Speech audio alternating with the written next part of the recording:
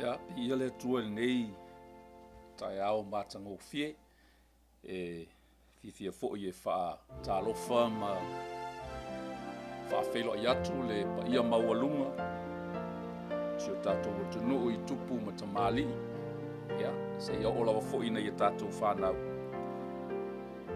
fa talo fatu le porkalame ole na luenga ole le leinga mo tangata uma ile nei fo tai au fo Nei tai au matango fie ua saunia le atua tātou toe whelo ai foi I lunga o peau ngalu ole ea I se whaupoponga o le tātou porkalame I nei foi as whalaile malo so I fua maua malo foi langi mama I ia le atua ale au tai ai tātou se talo Ia lava oelo mātou atua E le whaititia le vi inga mātou te tuinatu pea I le aso ma le aso I lau a fio o le pule ao I mea umalava. A mātou au lia se si aso o le vi inga lea mai le ta ele o mātou loto le anganga whaafetai mātou te whaape atu ai le atua I ate oe. Lau pule lea Lo walofa whaasoa soa ma lo tamau a inga. I le soifua ma le ola o sio matou watunu mai lava I maunga te tele se I ao ina I whana witi. Se ua malie o, ua malie whasa o, ua malie le loto, ua malie le anganga, whaafetai le atua lau pule lea. Whaafetai tele lava. O le ai lava se vai panoa, o le nei soifuanga, Le sio manga o lo mato wola. Ele o iai lau pule ma lau faitalia. Lau whaasoa ma lo wanga le leitama. Mato wala fai mai fo I le nei aso. E whaupopoina o aso lo mato wola. I le malosi whaafowina. I le file mu ma le oli o mato loto. Le ala lea mato te whape atua I le atua whaafetai. Whaafetai tele lava. E ui lau fo ina mātou wa ia nisi o atu nuu o loo iai le toto masaa taua ma whewai inga. Ai mai se lava le nuu filifilia o Israel. Le nuu o loo mātou sapai atu pea iou luma ia mātou talusanga. Ai mātou te whaafetai le atua. Wa mātou te tali tonu lava. O mea uma ua tutupu I le nei soifuanga. O loo iai lava lau pule ao I mea uma tama. E lai fo I se sinate fisilingia au plan ma au fuafuanga le atua. Pe I lava na whataatia mai le fuafuanga o mai le tai ao le nei. Lala lea mātou te whaafetai atuai. Ono le toa fi malie. E saunga le mu o nei o ngā ele. Po o nei atu nuu wa au mai a mātou te nonofo ai. E o lava fo isi o mātou nuu I Samoa. Whaafetai tele lava lo mātou atua. Whaafetai lau puipuinga, whaafetai lo walofa whaasoa ma lo tamau ainga. Whaafetai lo walofa tu noa wa whaola ina ai I mātou. Le ele nei tai ao. Ai mātou te le ia mata. Mātou te mua I talo. Si ti atu lau nuu iau luma tama. A o iai lātou I taua. A o iai lātou I revesi. Ma whetaua inga o mālo lo iai nei. Isa sae tū tutonu le atua. Mātou te sapai atu au tangata iau luma tama. I lau puipuinga I le poto ma le malama. I lau leonga ia I lātou tama. I le mana o le toto le tama I māmo. La mātou talo lea whamnuia ia Samoa atoa. E le ngata I Samoa a o atunu I fafo. O lo ta ape masala laua I tama whanau o Samoa. Mātou te talo mana tua ia anga le lei ma fisosoani atu. Ai fo inisi o tama whanau o si o mātou atunu o lo iai ta whao taua. Mātou te manatua I lātou le nei taimi a mātou te talo. Ia iai lo ao, pui ma lo ao la vea. Na ia malutia ai I lātou I taua o lo fea ngai ai I lātou. Anga le lei mai la mataina. O le whaasoa ma le lufi-lufiina o lau upu le nei tai au. Pea na mātou te talo pea matu inatu I lau o fio I lai se ato atoa, I lai se poto, I lai se iloa. Se I vanga nā lava le sosoa ni mai aloa nganga pa ia. Whaali mea tonu mea lilo I lau o fionga I le nei tai au. Whaongai nā I se whatau waa o lo nei tangata. Whamnuia, ia la leo e mai se fo I le nei. Ala leo a wala tua I le nei pol kalame. Ia iai pea lo wanga le lei tama. Alu ma le mana lau upu le nei aso. Fea lava. Fata whaitau langa. O ala leo kerisiano. O mamoli ai le fe au o le tala le lei. Au ngai tasi ta maa mātou te fia ngā lua e fausia lo malo. Na ia whaola ina ni anganga se tele ta maa. A wale malo wa e tapena ina o I mātou. O la mātou te talo lea fio mai anganga pa ia I le nei tai au. Se ia e taita ia le polo kalame I lona amtaina se ia o I lona whaiwi. Ai tu mau pea le vi inga ia te oe o na lo suafa Yesu. Amen. Ia le atua toe patalofa ma whawhelo I atu. Ma lo le soifua maua ma le lange mama. Ia le atua le nei fo I aso fou. Ia. O se whaupoponga le nei o le tato por kalame masani I aso whalai le taitas. Ia. Tai fo I o lea ua o mantua. Ia o loo whapena o na whaasalalawina. Tu sa o nei por kalame I lunga o le tas fo I o TV Samoa. Ia. Whaatalo whaatu. Samoa se ua tunu pele. Ia. Ma lo le tapua I whaatai fo I lautou talo. Whai fo I whai ona most time e mai moa I nali nei por kalame. I lunga fo I o le TV Samoa. Ia. Whaatalo whaatu mai Brisbane Australia. Ia lautou au auna le nei o awai sui sala. Ia e fia pea e tautua ma au na atu. E whaatino ina pea ia le wala au fo I ua. Wala au ina I fo I lo nei tangata I le atua. E whaatino ina fo I le nei por kalame ia sufalai le taitasi. Ia tali tonu o lo o. Anga le lei fo I le atua ia. Baua fo I se. Batu pala. Ia le lau whaafonga mai le aso falaile ma le aso falaile I se. Tau whai atu a lau tau au au. E ala wase fe au a mai e le atua I le ataimi. E ala mai lana upu. Ia o na tātou whaasoa ala wale e tasi.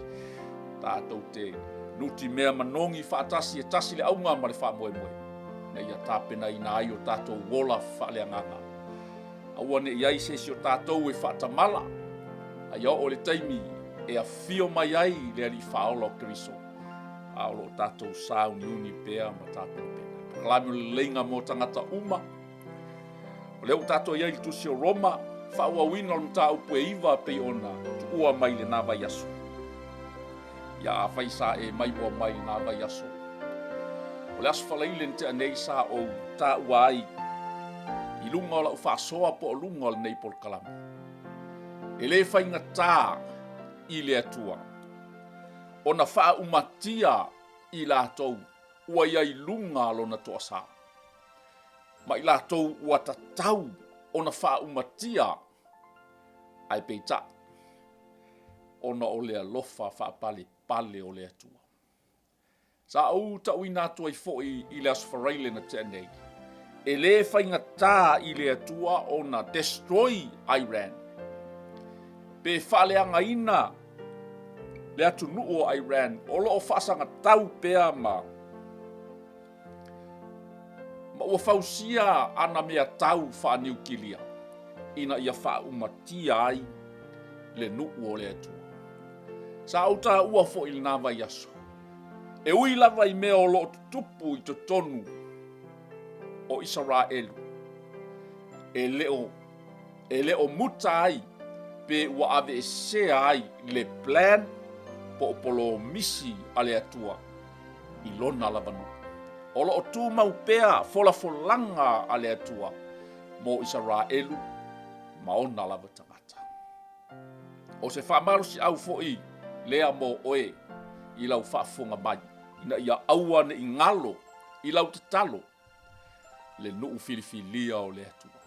Ne ia tātou sa paipea i luma o le atua. Ona tangata. Ina ia anga le lei le atua i le ngata ina ia whaola ina ona tangata. A ia pui pui fo i lātou mai taua. Ai mai se fo i le loto le anga ina. Ma le whaasanga tau umo iai o atu nuu a lapi po o atu nuu mo Salemi.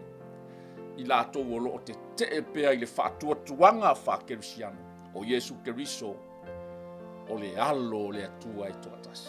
O le na awina mai e le atua ina ia liu tunu tangata. Ma ia maliu a wale tongi o laina o a tātou wangasala. O ai se tasi e whaatua tua iai. E whao laina lea. Ia, o vaenga ia sa mawhai ona tā ua le tātou polkalame ona o loo iai fo i lunga o le nei mata upu le mata upu e iwa. Ai mai se lava, sa o tā ua, e le whainga tā fo ia Israelu ma le malo tele o Amerika.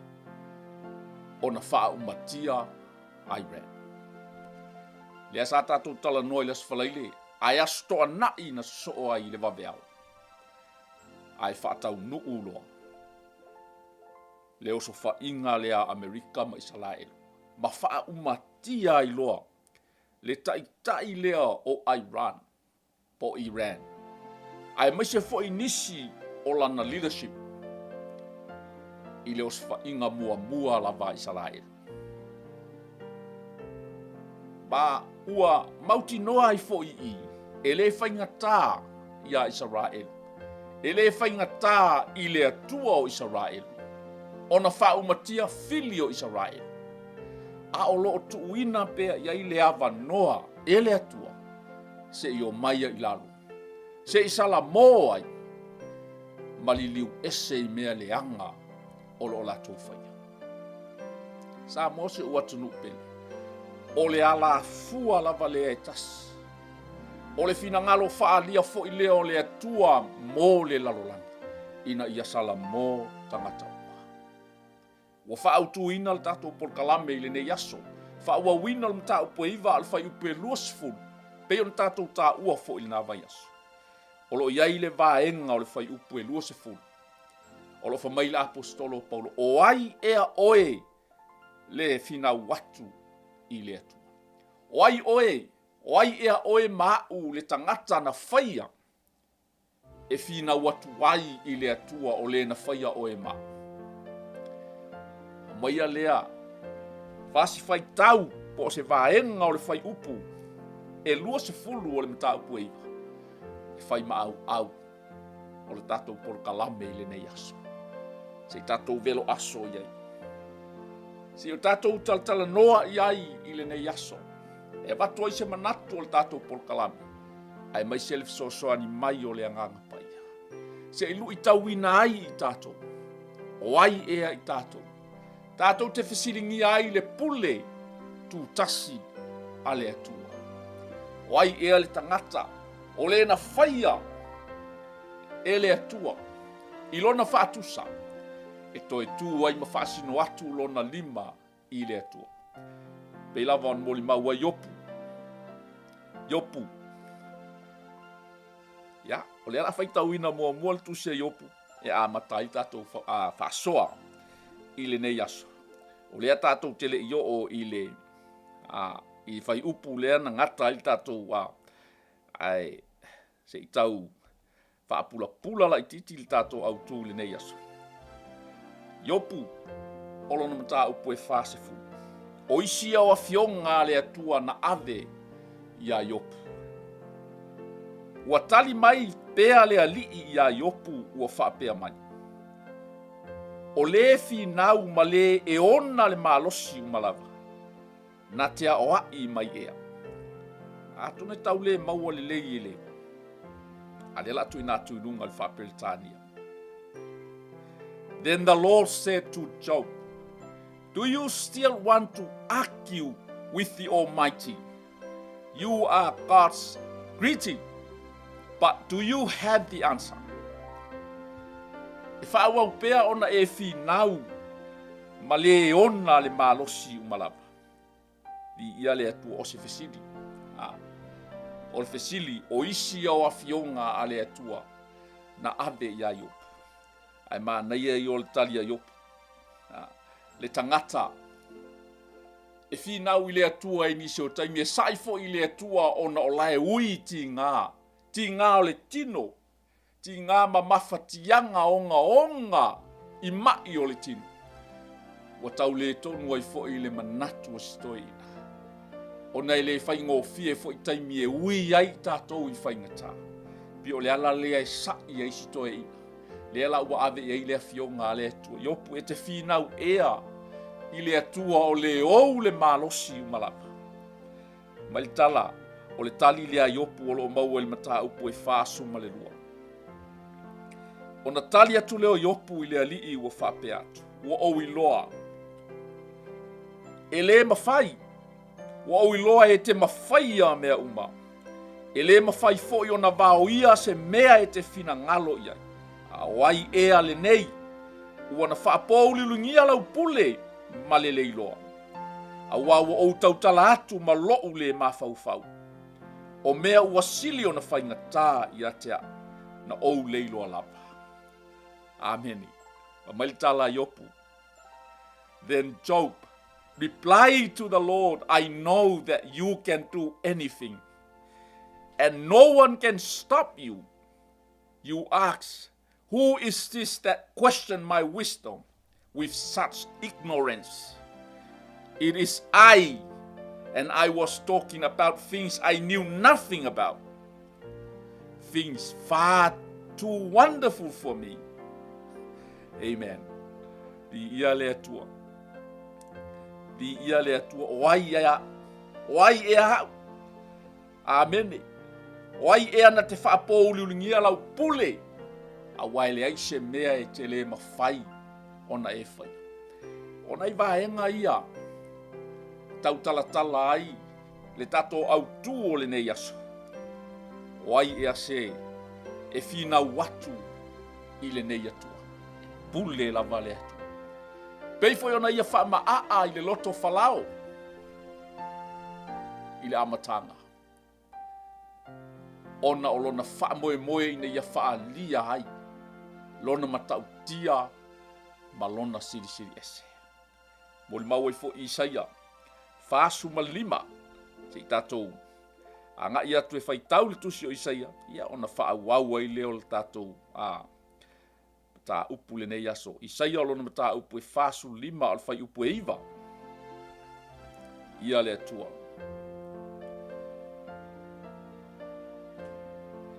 O i tā lofa i le ua Finau ma le na whaia o ia.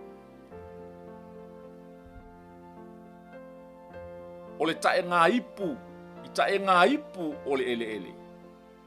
Pe whaia tu ea leo mea i le nanga o sia. O le a ea e te whaia. Pe whaia tu ea lau ngā luenga ua le ai ni o lima. O i tā lofa, i le na te whaiatu i lona tamā. O le a ea ua e whānaua. Pe whaiatu i le whawhine. O le a ea ua e whānau mai. O loo whaapea o na whetalai mai. O le ali i le pa ia o Israel. Ma le na whaia o ia, whesili mai ia i a te au. I mea o le atu. Whai mai a te au, i o wata lii ma le ngaluenga au ulima. O le mea lawa e tasi, le ana mo li maua i opu, e le aise na te whaapou li ulingia le pule tu tasi a le atua. Le fo i mo li mau perfecta o ise, o ai se na te whesili ngia, le foafoanga ma le pule tu tasi a le atua. Le na whaia oe, le na whaia.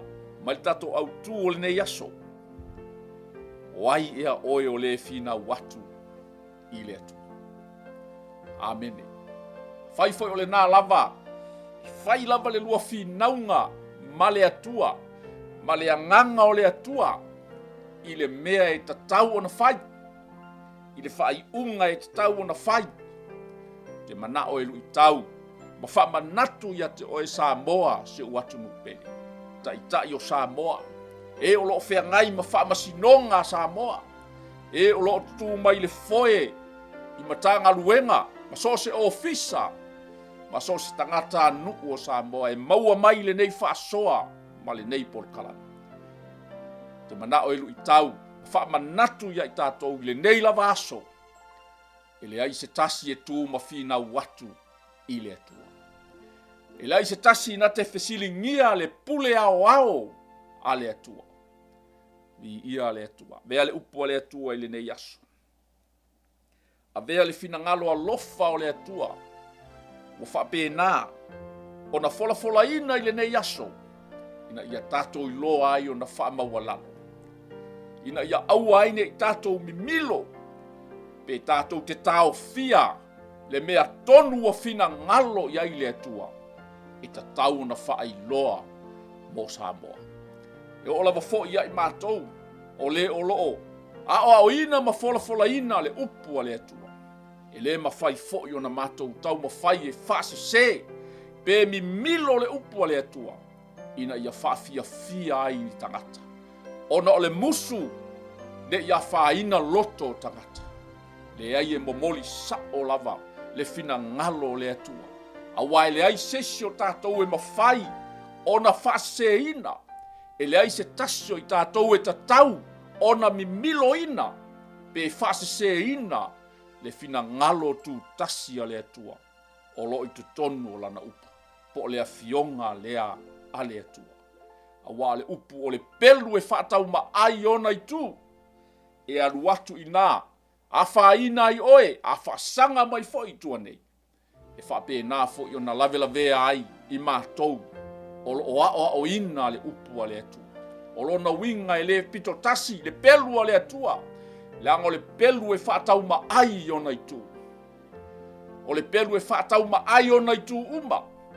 E ai le alu iluma ai solomuli, o lona winga. E ta tau ia i tātou uma. O na tātou amana ia, whaalo ngia, ma tātou talia, le fina ngalo tu tasi o le atua. E leo se upu a se tangata. Wana o i mātou o ni leo, e wha leo ina le upu a le atua.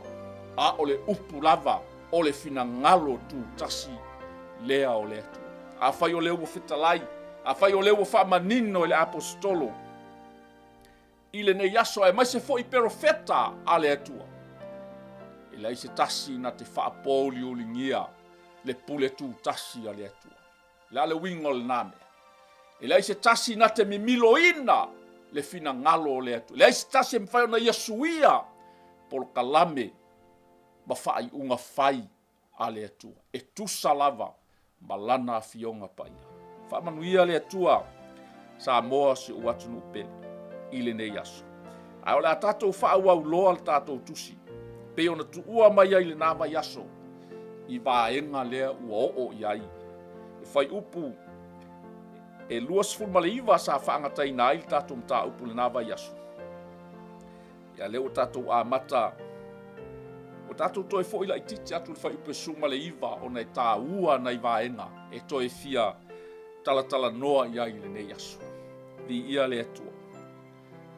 Whai upu e fulmaleiva.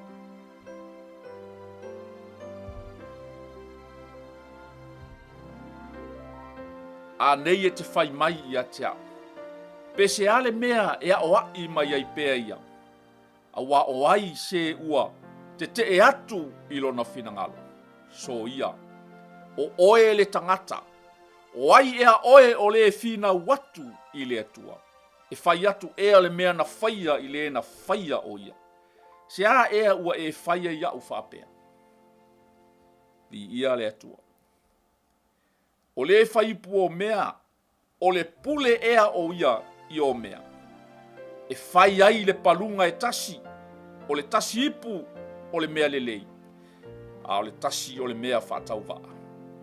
A whai ua ono sai, le atua, ma ua matua wha pale i ipu o le toa sa.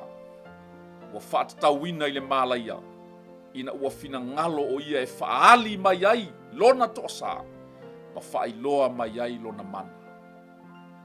E whailoa mai ai foi, le whaulai o lona vi inga, i ipu o le alofa, na ia mua i saunia e o i le manuia. O vaenga ia sa tatou talatala noa ia i le nawa iaso.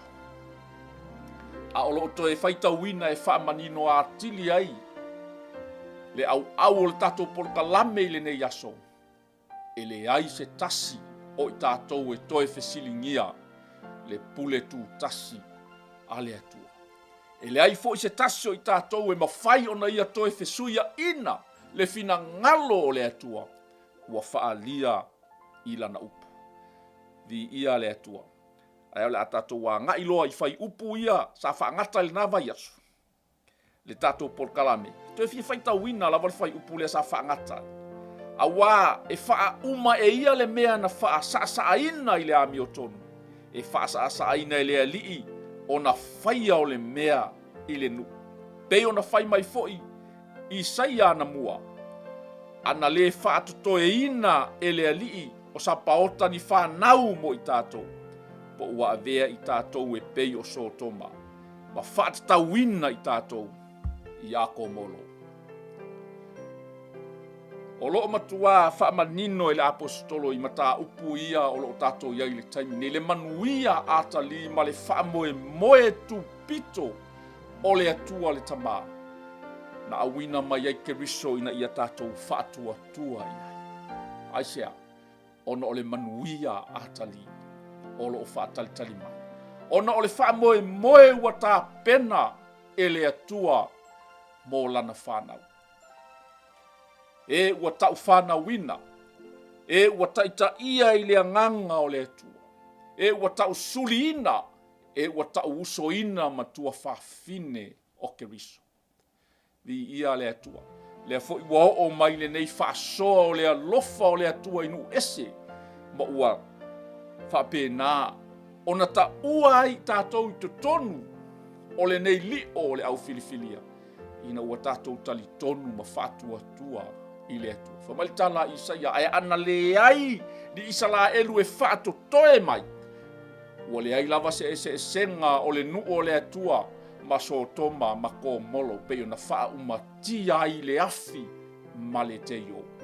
A o loo iai pea tangata na to toe mai i ia le atua. O iai ni tangata whapena i Samoa. O loo tutu pea ma tau alanga ma le whaatua tua ma le tali tonu ma le whamalosi. E ui lava i mea o loo tato ui ai ma whainga tā. Ma mea leanga o loo ali mai i le nei vaitau. O iai nisi o tatoi o loo tutu pea ma tali tonu ma whaatua tua. O loo soifua le atua. O loo tali tonu ma whaatua tua o loo iai pea le avanoa ma le alofa tu noa le atua mo Samoa. Le ngaluenga le leo le lenga. Le pokalame o le lenga mo tangata uma.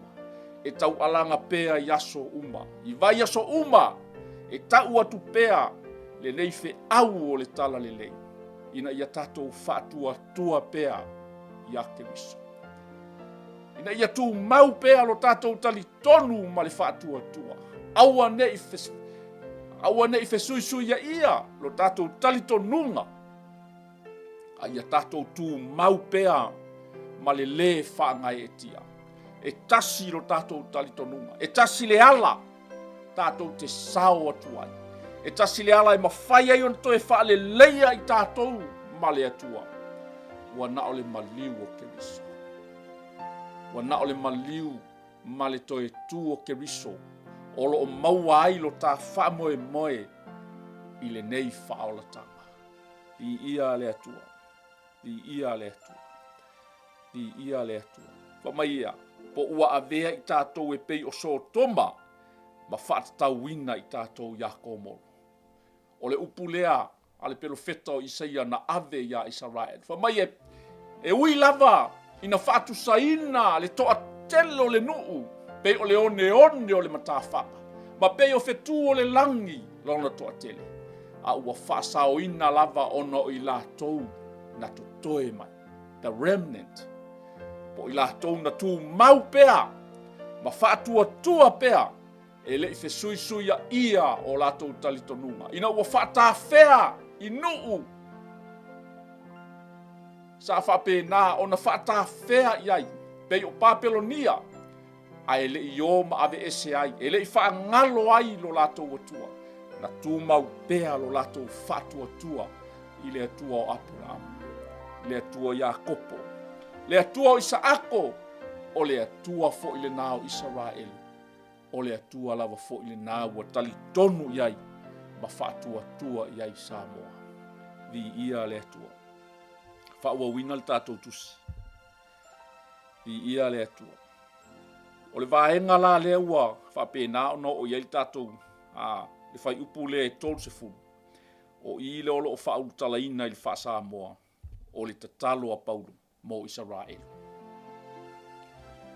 Samoa se uatu no pele, toi whamanatu pea, ina ia aua ne I ngalo I lau tatalo, le nuku o le atua. A whea ngai ai I lātou mataua I le nei vaitau. Ia aua ne I ngalo I lau tatalo. E whamanuia le atua, I e whamanuia atu I lona nuku. E manatua e le atua oe, pea e manatua lona nuu I lau talosanga. Vi ia le atua. Whaitau wina le talo. O le nei sea ea sa tātou upu. Ua maua le ami o tonu enu ese na lātou le sa ili I le ami o tonu. O le ami o tonu lava lea e maua I le whātua tua. Amen. A o Israelu na sa ili le tū la fono. O le ami o tonu ele I o I lātou I le tū la fono o le ami o tonu. Let me read in English. Tā ua I o le vaenga lea. Ua whamanatu I le apostol. Whai upe tolsful. What does all this mean? Even though the Gentiles were not trying to follow God's standards, they were made right with God, and it was by faith that this took place. But the people of Israel who tried so hard to get right with God by keeping the law never succeeded. Amen. Vi ia le atu. O e maua mai le vaenga le ole. Ele I iai tātou I whea ngainga ia le atua malona nu. Na mai a, even though that we Gentiles we're not trying to follow God's standards. O a standards ia. O standards ia po tu langa ia nga set up na laina a mai le tu la fono. E whaatu langa pe savavali ai le whanau a Israel. Amen. A o lea ua, there, they were made right with God and it was by faith. Ai ona o lo tātou whātua tua lea I a Keriso. Le wa tātou le leia I male atu. Wa ta'uami o tonu fua I tātou. Amen. But listen to this part.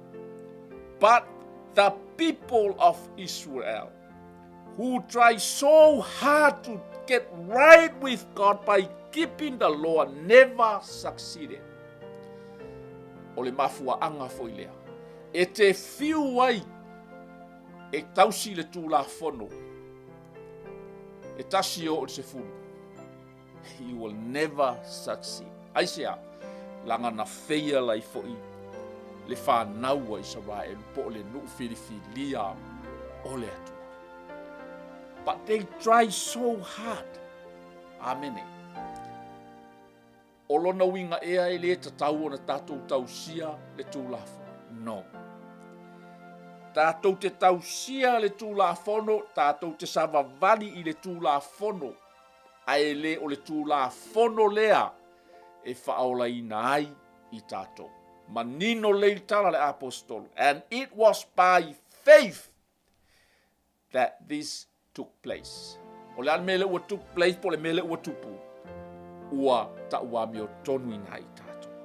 We were made right with God because we believe, because of our faith in the Lord Jesus Christ. Le ala fo ile na afai o oe na e lava i te tau mawhai e tausi le tū la fono ina ia lua le lei ai ma le atua. Ia o ai la oe te tau mawhai ai. Even the Israelites, even the people of Israel, they failed. They never succeeded. Ai sea, e le mawhai. E le mawhai. A ole awala whai ngofi. Whamai e alfasini. I say, why not? I say, because they were trying to get right with God by keeping the law instead of by trusting in Him. Amen.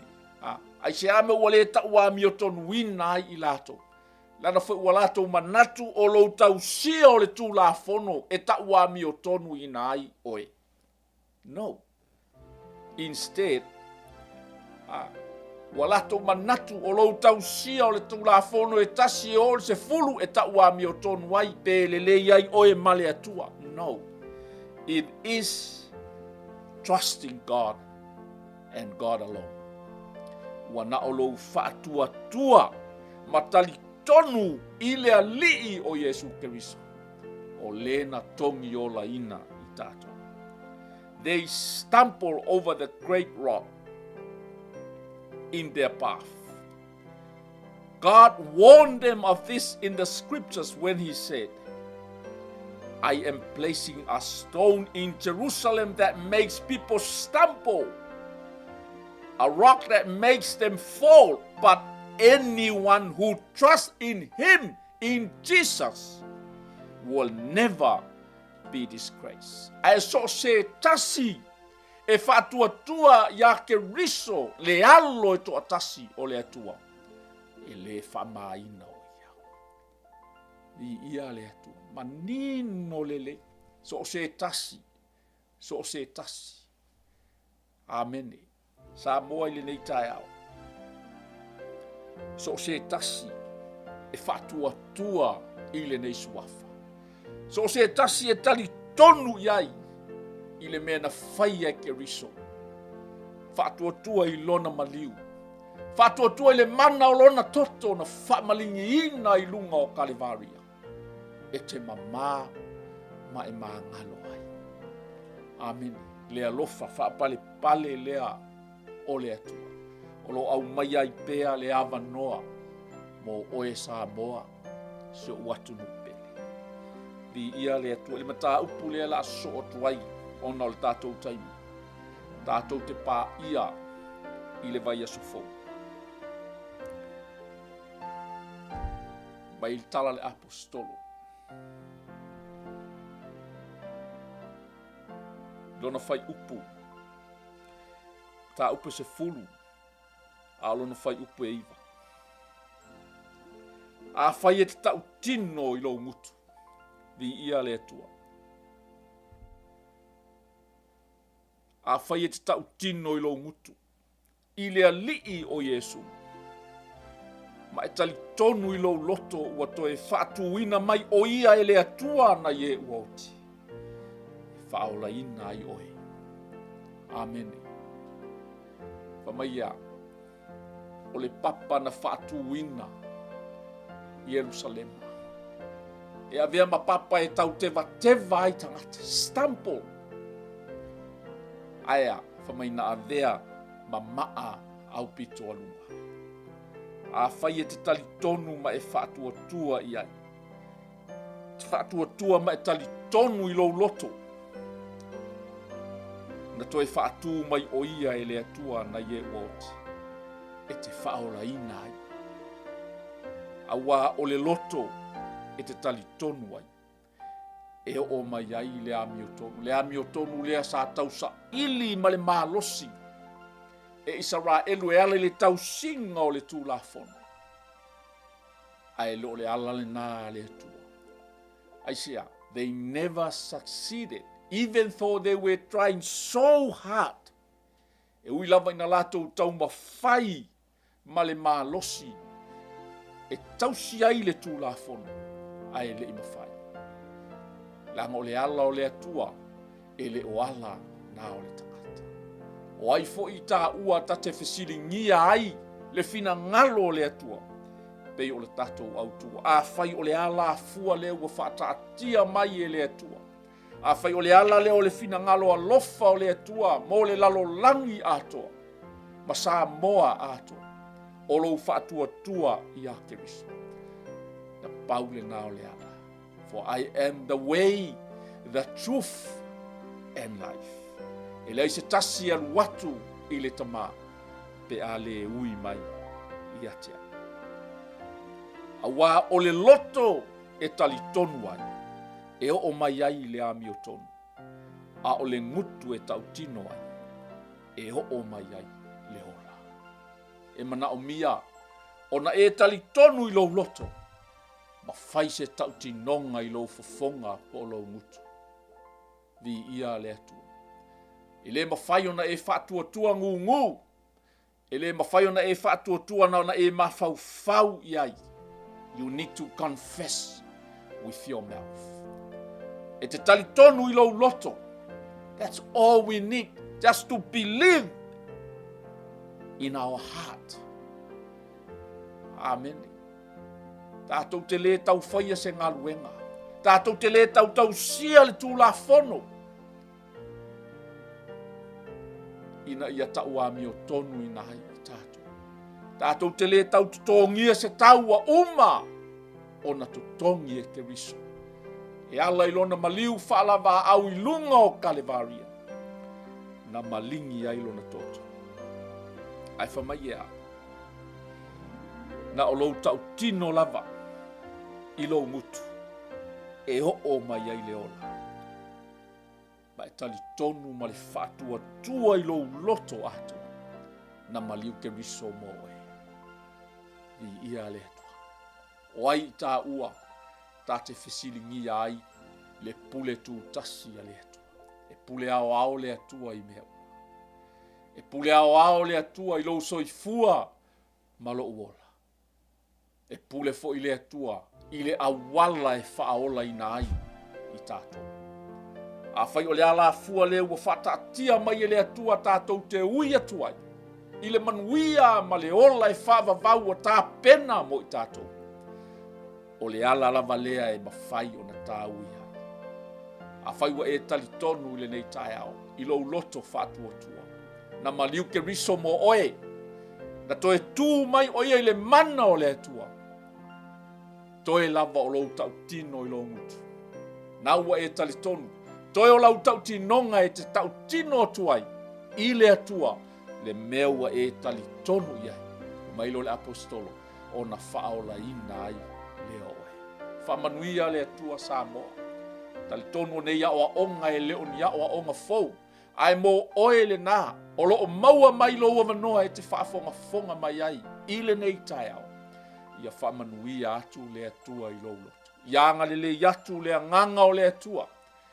Ina ia e tali tonu. Ma whai aloa sau filifilinga a o iai le avano. Pei fo i ona whitalai. Pei fo i ona o mai le apostolo i le nei lavatusi. Lea lofa whaapale pale lea o le atua. Ai le whai ngatai le atua ona whaumatia so o se tangata. Ua tatau iai le toa sā o le atua. Le ua iai le whaamao ninga pe o le tala noa i le nā vaiso. E le whai ngatai le atua ona whaumatia ai ran maona tai. O lo o tau solo mua le tau pule pule i tau pule pule ngaleanga. Ina ia whaumatia i Israelu le nuu Filifilia o le atua. O Samoa, ua tali tonu, ua whaatua tua ma moli mau. O Israelu o le nuu Filifilia o le atua. Lea fo ua whaalongo atua iai fuafuanga le malo ina ia whaatuina se ofisa o Samoa i Israelu vi ia le atua. Tasi le nā whailonga e lango ina i pea la tātou mau o Israelu o le nuu Filifilia o le atua. O ala ia, o manuia mo Samoa. Le anga lātou te tutu whaatasi malona nuu. Lātou te tutu whaatasi malona nuu i taimi whaingata. I taimi o taua. Taimi a tātou te sapai ai Israel. A tonu tātou te leo tauina le taua.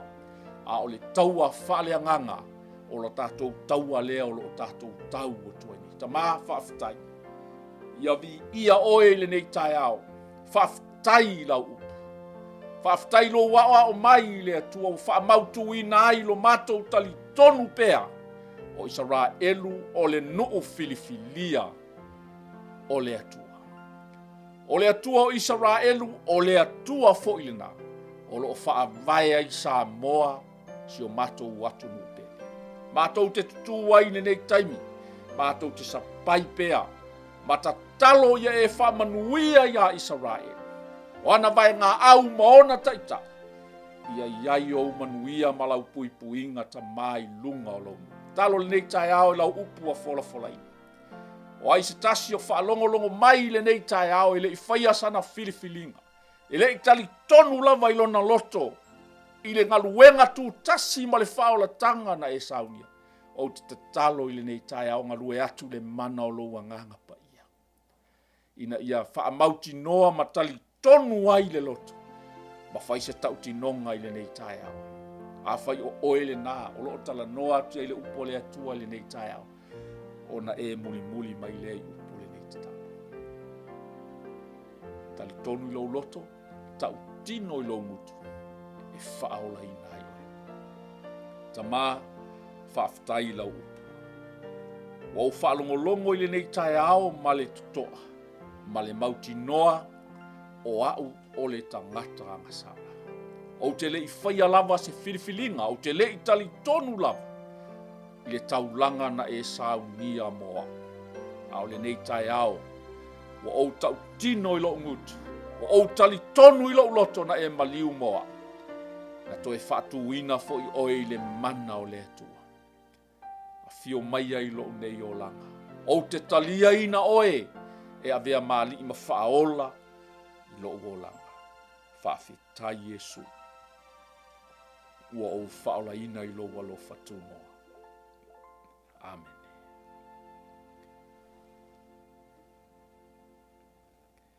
Ia, ia le atua o se whaupoponga leo le tātou. O kalame. Ile nei foi asfareile. Tonu le foi ua talawhiangai ma le tātou tūlā. Ia whamanuia atu le atua si o atu pele Samoa i le loto ma le anganga. Pule alofa le atua tātou te auria le nawa yaso. Ia tātou toe whelua i pea i lunga lava o le nei polo kalame. Le ngaluenga o le leinga mo tangata ua. Whamanuia. Te au matiute o lo whiangai le nei yaso. Tātou toe whelua i pea. God bless.